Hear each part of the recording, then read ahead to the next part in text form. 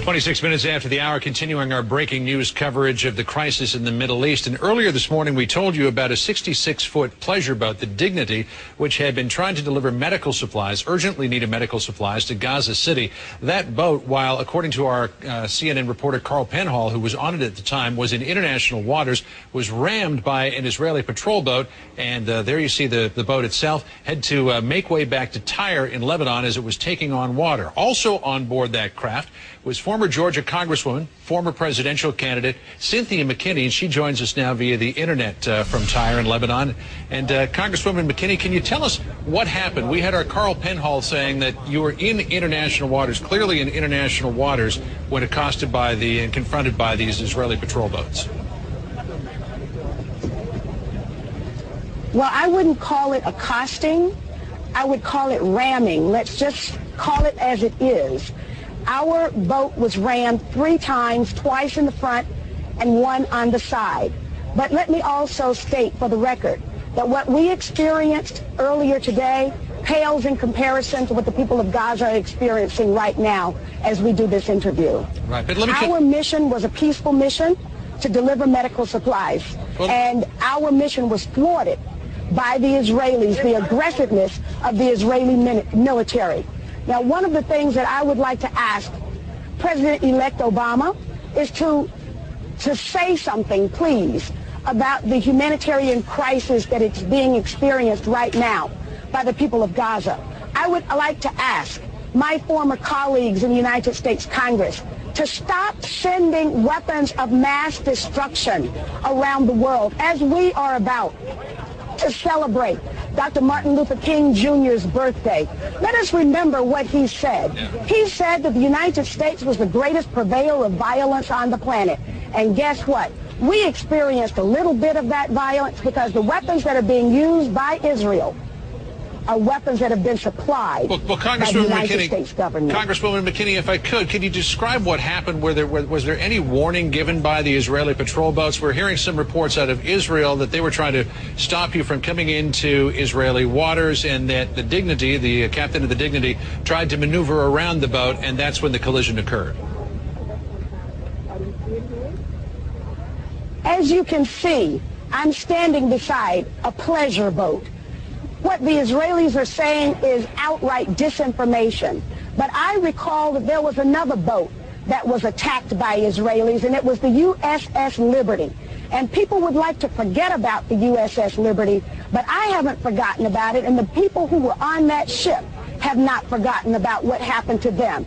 And what happened to us last night was a direct threat.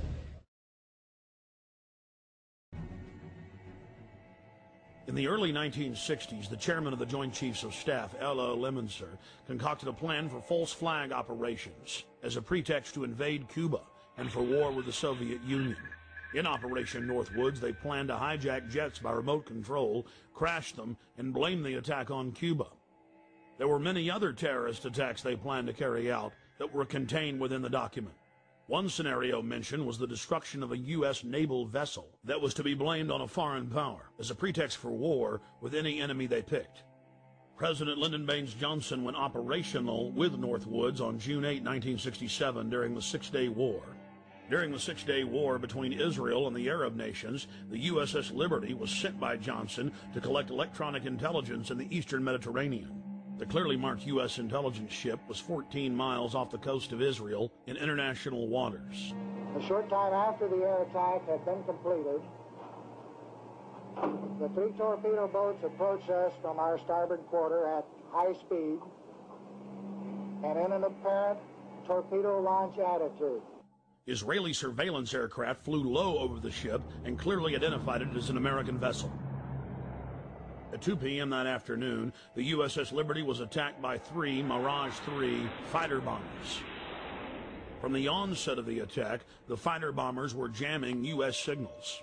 Not only were they jamming U.S. signals specifically, they were also unmarked, the only unmarked aircraft in Israel's arsenal.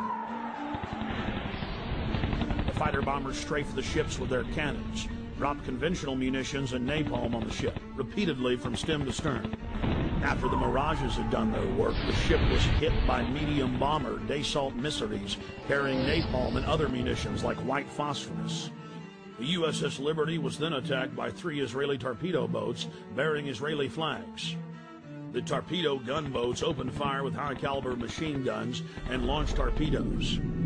A single torpedo struck the ship, blowing a hole in both sides, entering the ship and leaving a 30-foot exit hole when it exploded.